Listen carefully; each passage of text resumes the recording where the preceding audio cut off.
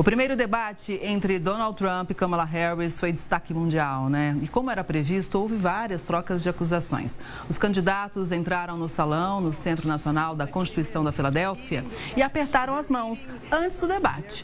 A cidade fica na Pensilvânia, um dos 7 estados-chave que não tem preferência entre os partidos democrata e republicano e que podem ser decisivos nessa eleição. Kamala e Trump falaram sobre economia, inflação, desemprego e programas de assistência à saúde. Temas como aborto e imigração também foram abordados. Trump foi desmentido algumas vezes durante o debate, principalmente quando disse que haitianos que chegam ao país estão comendo animais de estimação dos americanos.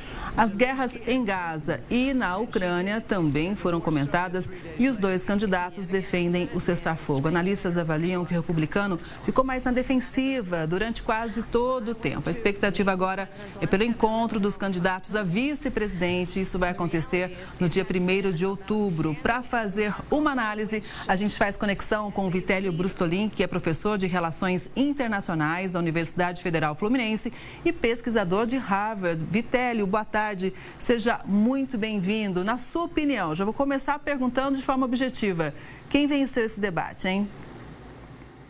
Boa tarde, Kelly. Boa tarde a todos. Olha, logo depois do debate, a CNN Internacional fez uma pesquisa com eleitores 50% democratas e 50% republicanos, ou seja, eleitores que vão votar e que já declararam o seu lado. E essa pesquisa foi interessante porque desse grupo, 63% acredita que a Kamala se saiu melhor e 37% acredita que foi o Trump que se saiu melhor. Mas a verdade, Kelly, é que esse tipo de debate, ele nem sempre se traduz em eleições, em intenções de voto. Em 2016, por exemplo, Trump, quase consensualmente por todos, foi melhor do que a Hillary. Aliás, digo o contrário, a Hillary foi melhor que o Trump nos debates, mas o Trump venceu as eleições. Em 2004, também, o Bush filho, ele foi muito mal nos debates e acabou se elegendo. Então, por causa da forma como são as eleições nos Estados Unidos, por conta do voto ser facultativo, é uma terça-feira, 5 de novembro, as pessoas têm que sair do trabalho para votar. Algumas perdem horas de pagamento para conseguirem votar.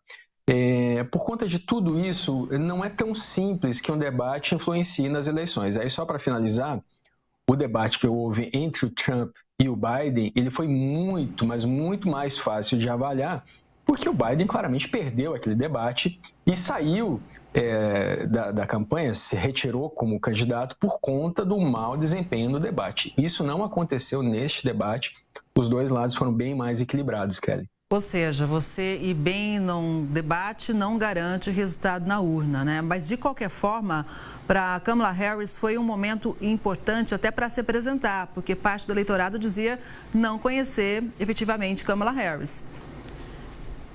É verdade. 1/3 do eleitorado disse em pesquisas que gostaria de ouvi-la mais. De fato, ela se apresentou mais ao público geral do que o Trump. O Trump falou mais para o público dele, inclusive com pontos de conversa, de convergência com o público dele. Essa questão, por exemplo, dos animais de estimação em Ohio, que foi desmentida pela polícia local, e o próprio moderador do debate disse que era uma fake news isso, né? O Trump também citou que a criminalidade aumentou nos Estados Unidos. Isso também foi desmentido citando dados do FBI. O FBI demonstra que a criminalidade reduziu. Esse é um dos pontos centrais, inclusive, da campanha do Trump, que é fundamentada em imigração e o problema da economia, do custo de vida nos Estados Unidos.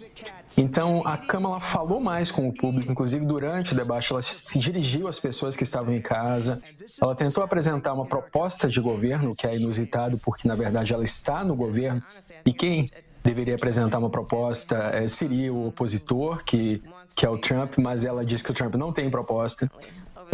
Mas, no geral, ela falou mais ao público e isso pode acabar influenciando votos de eleitores que votariam em candidatos independentes ou que estavam indecisos, Kelly.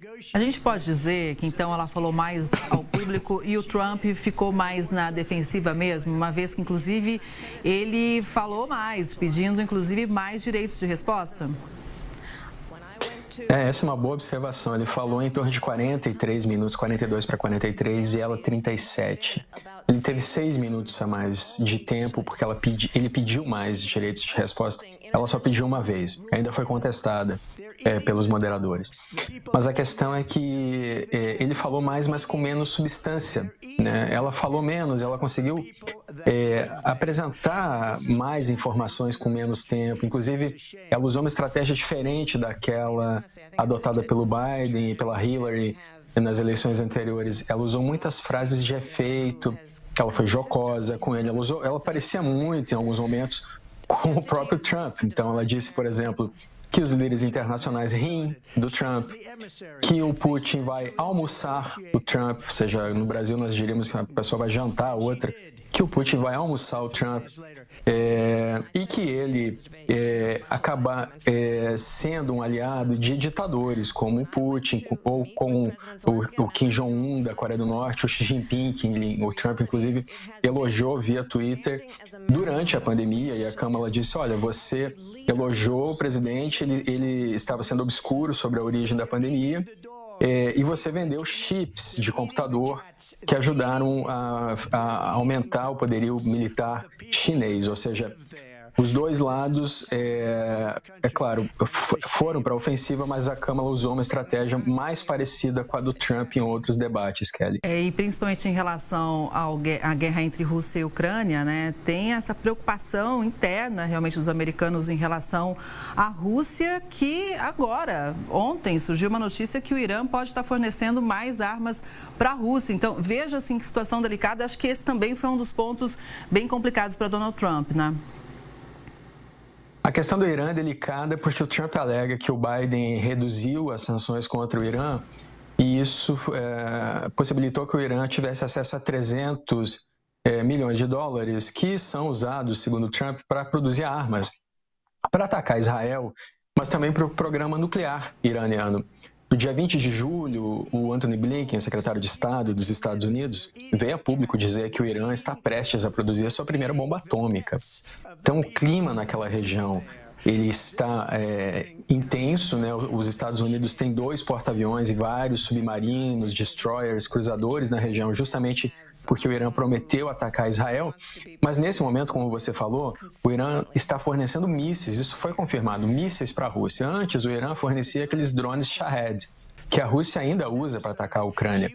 Mas se o Irã está fornecendo mísseis para a Rússia, isso pode tornar tudo mais complexo e haver uma escalada contra o Irã nesse momento, inclusive para prevenir que ele faça a sua primeira bomba atômica.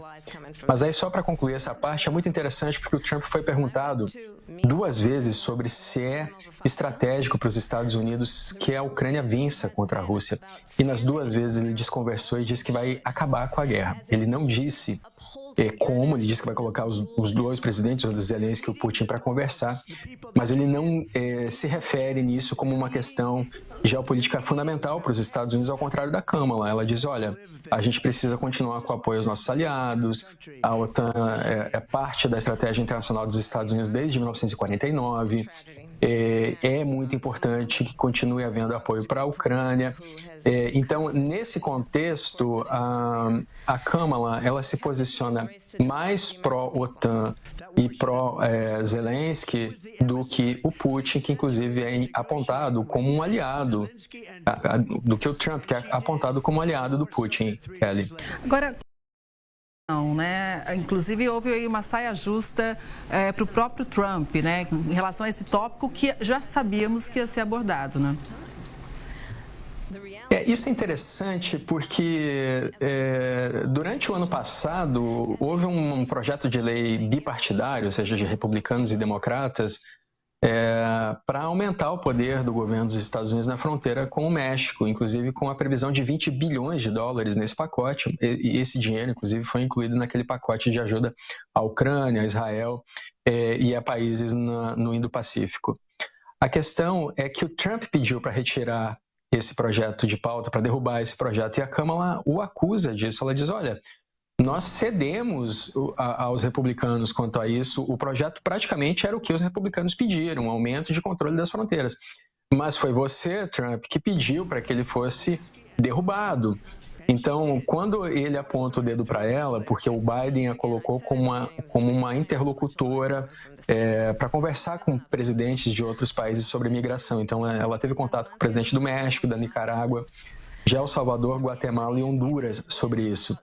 Mas ela diz que quem não quis que o projeto passasse fosse o Trump, porque ele queria usar isso na campanha como uma pauta eleitoreira, Kelly.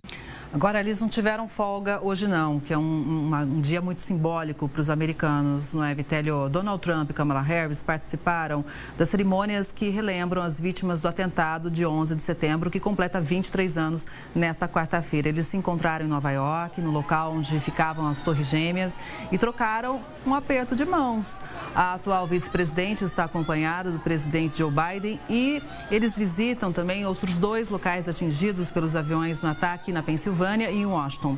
Donald Trump estava acompanhado do vice-eleitoral na chapa, o senador Vance. Bom, eu acho que é o segundo aperto de mão, né? E acho que o primeiro ontem no debate foi justamente provocado ali, quase que forçado por Kamala Harris. Concorda com isso, Vitélio? Mas é exatamente isso. O aperto de mão de ontem foi o primeiro aperto de mão desde as eleições em 2016, Kelly. É muito diferente o Trump no cenário político. Nas eleições anteriores, nós vimos o Obama e o Romney, por exemplo, se cumprimentando em público, sendo cordiais, mesmo o Obama e o McCain na eleição anterior. Mas ela fez de propósito, ela foi até ele, ela se apresentou, eles nunca tinham se visto pessoalmente. E ela apertou a mão dele. A Kamala conseguiu conduzir o debate em determinados momentos e colocar o Trump na defensiva, é verdade. E ele conseguiu também emplacar alguns pontos, por exemplo, dizendo, olha, já que ela quer fazer tudo isso, por que ela não faz agora? Ele terminou com essa frase. Está há 3 anos e meio no poder. Existe, Kelly, uma satisfação grande nos Estados Unidos quanto à economia do país, né? Os Estados Unidos chegaram a ter recentemente a maior taxa de inflação em 40 anos e o juro mais alto em 20 anos. Então, o Trump poderia usar isso melhor, Kelly. Agora, depois do debate, Vitélio, olha só o que aconteceu, uma notícia que está chegando aqui. A cantora Taylor Swift anunciou apoio à democrata Kamala Harris. Em uma mensagem publicada no Instagram, a estrela da música pop disse que vai votar em Kamala porque ela luta por direitos e causas que acredita. Abre aspas. Acho que ela é uma líder de mão firme e talentosa. Acredito que podemos conquistar muito neste país se formos liderados pela calma e não pelo caos. Fecha aspas. A artista também explicou que a descoberta de imagens geradas por inteligência artificial, nas quais aparecia apoiando Trump, a motivaram a fazer o pronunciamento. O texto é acompanhado por uma foto de Taylor com um dos gastos dela e assinado como Senhora dos Gatos Sem Filhos, uma crítica ao insulto expressado pelo candidato republicano a vice, que usou essas palavras para descrever Kamala. Especialistas indicam que o pronunciamento de Taylor pode alavancar a campanha de Kamala, já que a artista tem mais de 283 milhões de seguidores, a maioria jovens, público-alvo dos candidatos. Eu gostaria de também, além dos jovens, que você falasse sobre as mulheres, né? Como que as mulheres foram abordadas nesse debate? Pois é, a Taylor Swift é uma das pessoas mais populares nos Estados Unidos, né? Nas eleições de 2020, ela chegou a apoiar um candidato ao Senado que não se elegeu, ou seja, não necessariamente esse apoio dela pode gerar efeitos. Mas, de fato, a campanha do Trump tentou utilizar inteligência artificial para gerar fake news de que ela estaria apoiando essa campanha. O que, de fato, se mostrou que não era verdade. E o fato dela ter demonstrado apoio ontem, logo depois do debate, que, aliás, é estratégico. A campanha da Kamala tem tentado manter ela na mídia com apoios e com fatos novos. Então, por exemplo, o casal Obama, o Barack Obama e a Michelle, demoraram para demonstrar apoio público à Kamala, justamente para que isso virasse notícia cada vez mais. As pessoas têm feito isso e têm mantido a campanha dela aquecida. A Taylor Swift, ela pode levar, sim, as pessoas às urnas justamente nessa questão de entusiasmo, de mudança, de renovação, que é um dos motes da campanha da Kamala. Enquanto o Trump usa o slogan fazer a América grande novamente, ou seja, olhando para o passado novamente, o passado. A Kamala usa como escada esse slogan para dizer que ela está pensando no futuro, que ela quer uma renovação. E parece que esse é o mesmo discurso da Taylor Swift, olhando para o público dela e buscando um apoio desse público para a Kamala, Kelly.